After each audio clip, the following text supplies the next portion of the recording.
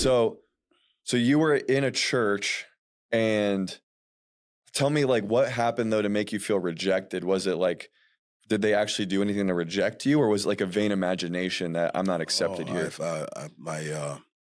my priest that I had at the time, he made an advance towards me, and at that moment on, I was like, I want nothing to do with God. Oh my gosh, dude. Yes, That's big. That's a big he deal. made an advance towards me, the priest, because you do communion, and when you're done with communion, you do confirmation. Was this a Catholic church? Yes, I was Catholic. I grew up Catholic. Got it. So when that happened to me, when that priest tried to do that, because there was something that happened prior to me seeing this priest. I got hit by a car. So I already thought I was going to hell because I didn't tell my mom that I got hit by a car. So the enemy, being an evil genius that he is, used that to his advantage. So I hid that secret from my family, and I'm just having this condemnation. Man, I'm gonna go to hell. I'm gonna go to hell. So when you finish confirmation, your Mm, first time you're able to receive the Eucharist, and mm. you're able to now be able to speak to the priest and have your And confessional. confession? But Yeah. instead of me having it behind the screen, he sat right next to me. And this is when that Oh happened. And that's like, I no. want nothing to do with God. I hate God. And I became an atheist that day. I didn't want nothing to do with them. I want you to pause right there, man. And I'm really glad. Thank you for allowing me to like kind of dig deeper and try to Yeah. understand what was happening, because um I can imagine there might be even people who are like literally typing right now. There's probably people like tearing up right now Yeah. who are hearing that, and they're like, "Oh, I'm not the only one Yeah.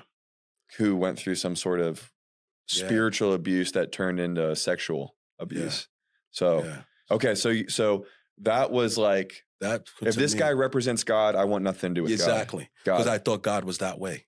Wow, So dude. not only I had the most awkward feeling, Catholics, the priest is God, pretty much. So my grandma, the way she was, like, she's like, you don't ever talk about the priest. He's God. He's next to God. So I was like, I'm condemned to begin with. So since I'm condemned, I might as well just live my best life while I'm at it. The Aleister Crowley way, like you said, do what you will.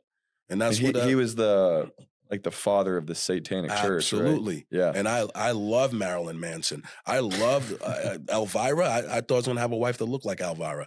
Like that. I loved that life. Dang, dude. I just had a thing for Lucifer. I just thought he was so cool, you know? And when they asked me in confirmation, hey, they asked every person what they want to name their church. I said, I want to name my church Saint Lucifer. And the priest said, what? I would imagine. They said, what? This like I was like, what's the problem? It's like he's an arch enemy of God. I'm like, but that name is so nice. You see, this is what it Dang, is. dude. They this is why they have this show, Lucifer. He makes it like God is the bully, and that Mm. look, he's the victim, but this same victim is not even loyal to the subjects. Look, look how Anton LaVey died. He said before he realized it was too late, the devil took him. He realized he was duped. Yeah. Who would want to serve a God like that that turns against his own creation? Didn't he say, like, right when he died, "What have I done?" or something like Exactly. that? Exactly. So Gosh, this is dude. the trick he gets all of us in.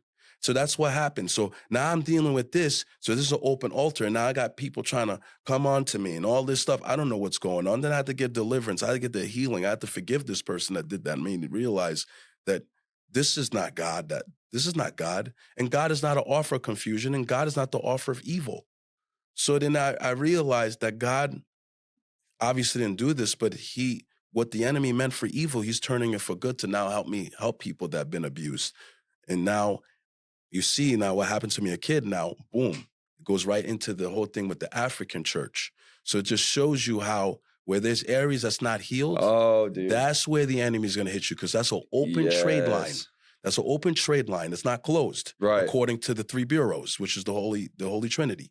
It's still open, so it's going to hit you there. Yeah. You know what I mean? Because of hurt can only know hurt. Yep. Abuse can only know abuse. Abuser can only know the abuser. Yep. That's why they always come together and they don't understand what's going on, because it's a cycle.